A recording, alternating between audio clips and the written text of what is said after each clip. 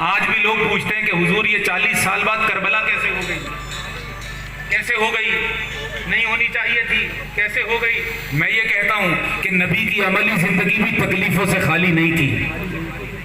ایک دن بھی نبی نے ایسا نہیں گزارا جس میں شر، باطل اور کفر کی طرف سے خطرہ نہیں تھا۔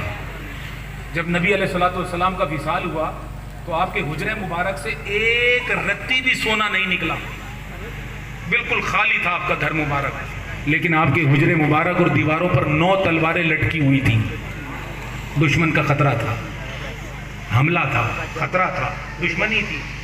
تو اگرچہ مال پاس نہیں تھا مگر دین کو بچانے کا اہتمام پورا تھا۔ معلوم ہوا کفر ساتھ ساتھ چل رہا تھا مگر نبی غالب تھے، غالب ہیں، غالب رہیں گے۔ اللہ نے فرمایا اے حبیب تجھے بتاؤں گا بھی اور تیرے ذریعے لوگوں کو سکھاؤں گا بھی۔ نماز کا حکم دوں گا، پڑھ کے تو بتائے گا۔ روزے کا حکم تجھے دوں گا، رکھ کر آپ بتائیں گے۔ زکوٰۃ کا حکم آپ کے دوں گا اور پھر دینی کیسے سلیقہ آپ سکھائیں گے۔ حج کا حکم دوں گا مگر کرنا کیسے ہے وہ بھی آپ بتائیں گے۔ صدقہ، خیرات، معیشت، معاشرہ، سیاست، دین، ہر کام کا حکم آپ کو دیتا رہوں گا، عمل آپ کرتے رہیں گے۔ حتیٰ کہ حکم دوں گا کہ کوئی وقت آئے تو مومنو اللہ کے لیے مر جانا۔ جو مر جائے گا نہیں مرے گا، مر جائے گا اسے مرنے نہیں دوں گا، حتیٰ کہ مر جانا۔ حکم دیا۔ جب نبی کو یہ حکم دیا تو نبی نے عرض کیا مولا میرا دل چاہتا ہے تیری راہ میں شہید ہو جاؤں، پھر زندہ کیا جاؤں، پھر شہید ہو جاؤں، پھر زندہ کیا جاؤں، پھر شہید ہو جاؤں۔ یہ جو نبی خواہش کر رہے ہیں، بات یہ ہے کہ اللہ جو بھی حکم دیتا تھا مقام دکھا دیتا تھا۔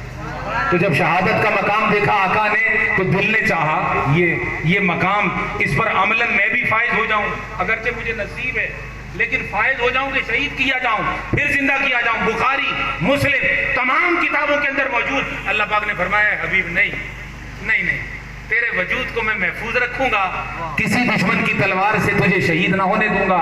مولا وہ جو میری خواہش شہید کیا جاؤں، پھر زندہ کیا جاؤں، پھر شہید کیا جاؤں، فرمایا وہ پوری کریں گے نا۔ مولا کیسے؟ فرمایا وہ تو نہ ہوگا مگر جو ہوگا وہ ہوگا تو ہی، وہ ایک ہوگا، وہ ایک ہوگا۔ تو نے 40 سال کا صبر کیا تھا، اب تیرے جانے کے بعد پھر 40 سال گزریں گے۔ وہ جو 40 گزار کر تو نے 23 برس میں دین پھیلایا تھا، پھر جب تیرے جانے کے بعد وہ جو 40 سال گزریں گے خلافت کے بعد، تو ان 40 سالوں کے بعد پھر ایک طرف سے حملہ ہوگا۔ پہلے حملہ ہوتا تھا کفر کی طرف سے، باہر سے۔ آپ کے پردہ کر جانے کے 40-50 سال کے بعد پھر حملہ ہوگا اندر سے، اپنوں سے، اندر سے حملہ ہوگا۔ ابھی تیری دشمنی کرتے ہیں وہ جو کلمہ نہیں پڑھتے، ایک وقت آئے گا دشمن بن جائیں گے وہ جو پڑھتے کلمہ ہوں گے، پڑھتے نماز ہوں گے، زکوٰۃ کی بات، حج کی بات اور تبلیغ کی بات کرتے ہوں گے اور کعبے کو متولی بن کے سنبھالنے کی بات کرتے ہوں گے، مگر ہوں گے تیرے دشمن۔ وہ بھی 40 سال کے بعد منظر آئے گا تو مولا پھر کیا ہوگا؟ فرمایا وہ ہوگا تیرا بچہ۔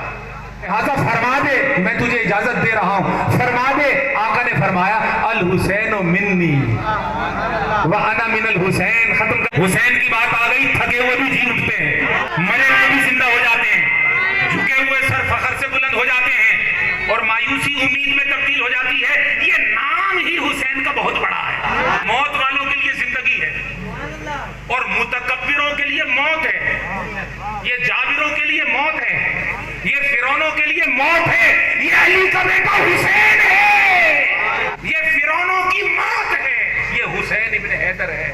بس فرمایا الحسین منی وانا من الحسین، حسین مجھ سے ہے اور میں حسین سے ہوں۔ حسین مجھ سے ہے یعنی میرا خون ہے اور میں اس سے ہوں، تو آگے بھی جو ہوگا وہ میرا خون ہوگا، وہ میں ہوں گا۔ تو اب جو اس سے ٹکرائے وہ مجھ سے ٹکرائے، جو اس کا منکر وہ میرا منکر، جو اس کا دشمن وہ میرا دشمن، جو اس کا عاشق وہ میرا عاشق، اور جو اس کا نظریہ وہ میرا نظریہ۔ تو عرض کیا مولا شہید کیا جاؤں، فرمایا تیرا بچہ ہوگا، شہید وہ ہوگا आरज़ू तेरी पूरी हो रही होगी, बच्चा तेरा होगा मगर आरज़ू तेरी पूरी हो रही होगी। और लोग कहते हैं यजीद मुसलमान था। सुनो, नबी किसी मुसलमान को काफिर कह सकते हैं? कोई मुसलमान हुसैन से टकरा सकता है?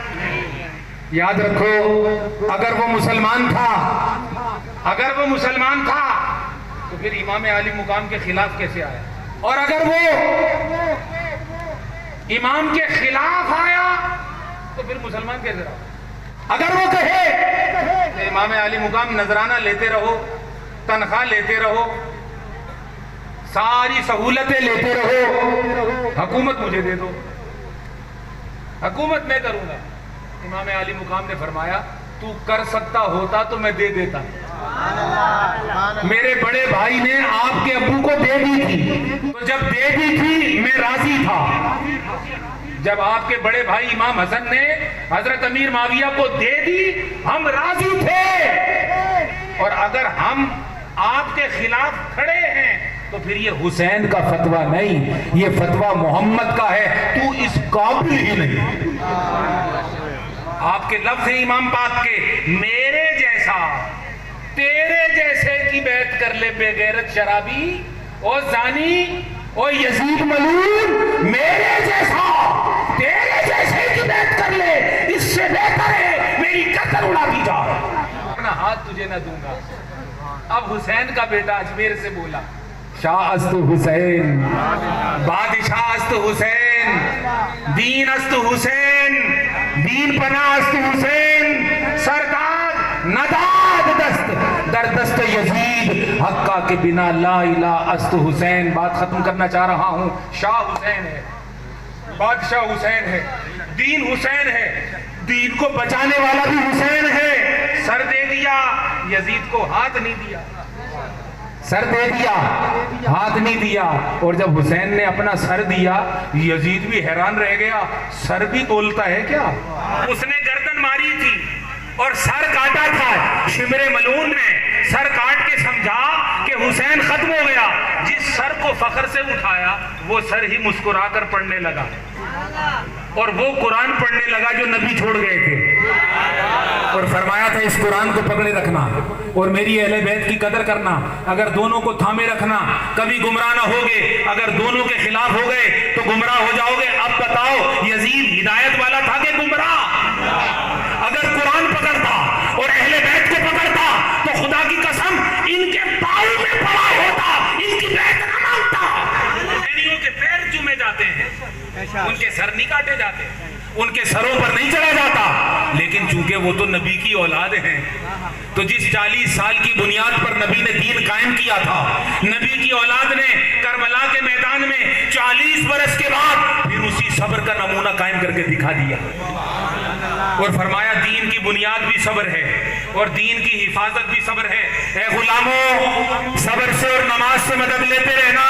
जब दीन फैलाना हो तो नमाज पढ़ना मुस्तफा की तरह, और जब दीन बचाना हो डट जाना हुसैन की तरह। सब्र कायम करके और इंतहा दर्जे का सब्र करके इमाम हुसैन ने वो सुन्नत कायम कर दी कि दीन की बुनियाद भी सब्र है, दीन का कमाल भी सब्र है, दीन का फैलाव भी सब्र है, दीन का बचाव भी सब्र है। ए मुसलमानों, ए मोमिनों, हुसैन खुद सब्र है, नबी खुद नमाज है। मोमिनों, हुसैन से मदद लेते रहना, मुस्तफा से मदद लेते रहना, कभी इन दोनों से जुदा मत होना। दीन वही है जो हुसैन का है और जो हुसैनियों का है, इसकी तहकीक करना, इसको समझना, और हुसैन की बात समझने के लिए हुसैनियों से ही मुलाकात रखना। हुसैनियों की तकरीर सुनकर मोबाइल पकड़ के फिर तहकीक शुरू नहीं कर देना। हुसैनियों की बात की वजाहत भी हुसैन ही कर सकता है। नहीं समझे तो हम ख्वाजा को क्यों मानते हैं, बाबा को क्यों मानते हैं, औलिया अल्लाह को क्यों मानते हैं? हाय हाय, यही तो वो सच्चे सुच्चे हुसैनी हैं जो हमें हुसैन की बात मुस्तफ़ा के तरीके पर बताते हैं। इमाम अली मुकाम को नबी अकरम सल्लल्लाहु अलैहि वसल्लम इस कदर मोहब्बत और प्यार दिया ही इसलिए करते थे कि इन्होंने कारनामा बहुत बड़ा अंजाम देना था, बहुत खसूसी लगाव और प्यार था, हत्ता कि अपनी ज़ात के साथ नमाज में भी जुदा नहीं करते थे। اور اپنی نماز میں اگر ان کو پا لیتے تو ناراض نہ ہوتے، خوش ہوتے، سجدہ لمبا کر دیتے۔ انہیں معلوم تھا، وہ تو جانتے تھے، آقا ہیں وہ تو جانتے تھے کہ جس نماز میں حسین آ جائے وہ تو نماز ہی حسین ہو جاتی ہے۔ نماز میں حسین آ گیا تو نماز حسین ہو گئی۔ اللہ کرے ہماری نمازوں میں بھی تصور حسین آ جائے، تصور حسن آ جائے، تصور فاطمہ آ جائے، تصور حیدر کرار آ جائے، ادب صحابہ آ جائے، تعظیم و تکریم اولیاء اللہ آ جائے، ہمارے دل نرم ہو جائیں، ہماری روح میں نور آ جائے، ہماری آنکھوں میں شرم آ جائے، ہمارے کانوں میں حیا آ جائے، ہمارے مردہ دل زندہ ہو جائیں، اور جب ہم مر کر قبر میں جائیں تو ہماری شفاعت کے لیے حسین بھی موجود ہو، حسن بھی موجود ہو، سیدہ کی تطہیر کی چادر بھی ہو، علی کی ولایت بھی ہو، مصطفیٰ کی شفاعت بھی ہو، اور اللہ اور اس کی توحید سے لبریز چادر توحید بھی ہمارے ساتھ قبر میں موجود ہو، تاکہ وہ پریشان جگہ جہاں وہ جو پریشانی کا گھر ہے قبر، وہاں ہم پریشان نہ رہ سکیں، ہماری قبر پرسکون ہو، ہماری آخرت پرسکون ہو، ہمارا معاشر پرسکون ہو۔